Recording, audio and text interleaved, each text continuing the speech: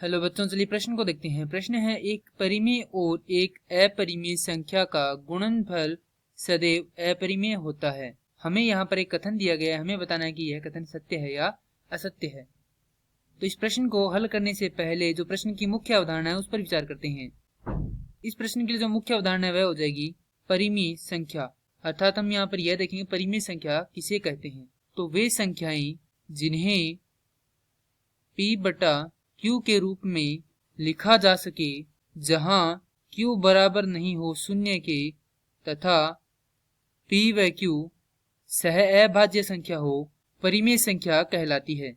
अब कथन दिया गया है एक परिमेय और एक अपरिमेय संख्या का गुणनफल सदैव अपरिमेय होता है। तो सबसे पहले हम क्या करेंगे, एक मान लेंगे, माना a बटा b क्या है, एक परिमेय संख्या है तथा वर्गमूल a एक अपरिमेय संख्या है, क्योंकि a बटा b क्या है, परिमेय है, और वर्गमूल a क्या है, एक अपरिमेय संख्या है। यदि इन दोनों का गुणा करें अर्थात इनका गुणनफल जो हमें प्राप्त होगा वह प्राप्त होगा हमें वर्गमूल a गुणा a बटा b।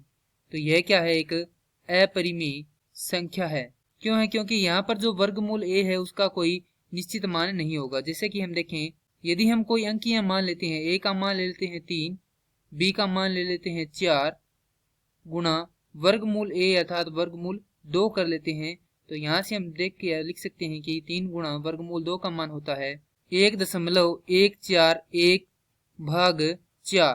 तो यहाँ से जो भी इनका गुणनफल आएगा वह क्या आएगा, अपरिमेय संख्या आएगा। तो यहाँ से लिख सकते हैं एक अपरिमेय संख्या। और प्रश्न में क्या दिया गया कथन है कि एक परिमेय और एक अपरिमेय संख्या का गुणनफल क्या होता है, सदैव अपरिमेय होता है। तो ये कथन क्या है, सत्य है। तो यहाँ पर लिखेंगे सत्य है। तो इस प्रश्न का सही उत्तर हो जाएगा कि यह कथन क्या है, सत्य है। मैं आशा करता हूँ कि यह प्रश्न आपको समझ में आया होगा। धन्यवाद।